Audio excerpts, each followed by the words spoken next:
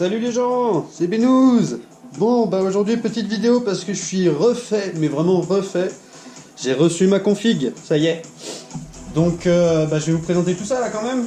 C'est une config à 850 €. Bon on n'attend pas, on ouvre hein. Ça donne envie quand même. Bon bah pour commencer hein, du carton, comme d'hab. Allez on va étaler tout ça au fur et à mesure.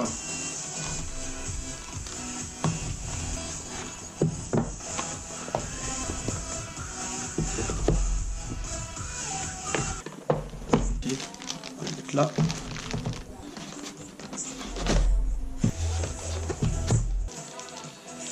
Alors, on va mettre ça là.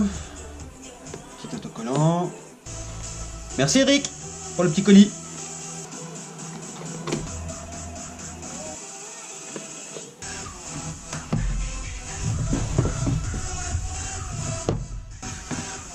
Et voilà. Bon alors, pour commencer, on va commencer par ça. Un petit vélo. Top perf. Donc pour commencer, deux petits autocollants à l'intérieur. Ici j'imagine que c'est la notice. Voilà le vilebrequin. Donc c'est un vilebrequin en course 44, hein. Plutôt balèze. C'est vachement lourd. Avec la petite cage à aiguille qui est fournie avec. Hein. Avec, on a la petite clavette qu'on met ici là, côté allumage. Et en fait c'est pour les allumages d'origine. Ça permet d'avoir une avance un peu meilleure.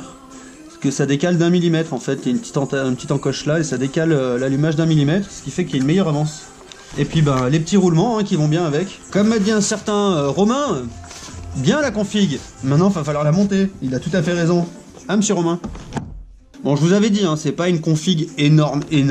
Mais vu que j'ai pris un vélo en 44, j'attends encore deux trucs qui doivent arriver. La cale pour le cylindre. Et puis un pack de joints moteur. Donc, la pochette de joint, encore un petit autocollant top perf, hein, forcément. Et là, on sort le monsieur cylindre. Et voilà, un petit top noir 70. Pas trop mal usiné, hein, j'ai envie de dire. Franchement, ça fait plaisir. C'est beau, ça a l'air efficace. Je pense qu'on va bien s'amuser. Bon, la culasse, hein, qui est pas à flot, celle-ci. C'est quand même pas mal. Et puis je trouve que le noir comme ça, là, c'est quand même plus discret qu'un 75 top qui est complètement rose et qui du coup appelle au contrôle. Là, c'est le piston, double segment. Je pensais que c'était un mono sur les top perf, mais peut-être sur les plus gros, peut-être pas sur les 70. Putain, je suis super content les gars, vous pouvez pas savoir. Hein. Je suis refait de chez refait. Et ça, si je me trompe pas, ça doit être la cale d'échappement. Du coup, forcément, j'ai pris un pack de joints spi. On passe à ça. Ah, punaise. Un embrayage renforcé. Je sais pas vous, mais moi sur ma bêta, en tout cas d'origine, l'embrayage est un peu pourri. Je trouve que déjà le point d'accroche est vachement loin. C'est même pas évident des fois pour embrayer. Pour tout ce qui est wheel, c'est un peu moyen. Bon, on continue. Le petit Sun, petit Kerbus Sun World. Ça fait plaisir. La classe, franchement la classe. Puis alors ce qui est bien avec un Sun, tu branches, ça marche. Il n'y a pas 150 000 réglages à faire. Hein, franchement c'est une belle pièce, hein. Y a pas à dire.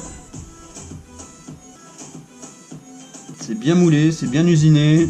Je pense que c'est vraiment une valeur sûre de chez sûr les Sunworld, c'est top. Donc voilà, le petit 21 qui va bien. Pour accompagner le petit 21, j'ai été obligé de prendre un cornet.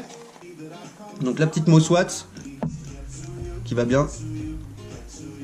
Ensuite, là c'est une pipe, Most. C'est propre hein. Franchement c'est propre. Avec le manchon.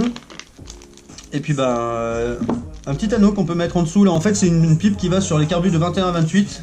Donc sur un carbut de 21 on va mettre la petite en base pour le débit d'essence. Cette petite rondelle je crois qu'à partir de 26 mm faut l'enlever. Et puis alors là, ma petite fierté hein, quand même. Ah ouais bon le petit obturateur de pompe à huile hein, forcément, on va dire au revoir à la pompe à huile. Petite bougie NGKBR 9 ES. Hop, des durines d'essence rouge. Que je me suis dit que ça pouvait être sympa. Et ça, c'est le Graal. Et oui. Alors eux, pour une paire de clapets, t'as 1, 2, 3, 4 autocollants. Alors que certains te donnent rien. Et voilà les clapets. Les petits V-Force 3. Ils sont magnifiques. Lamelle carbone et tout. Et en plus là, Ce petit truc là, en fait, on peut l'enlever.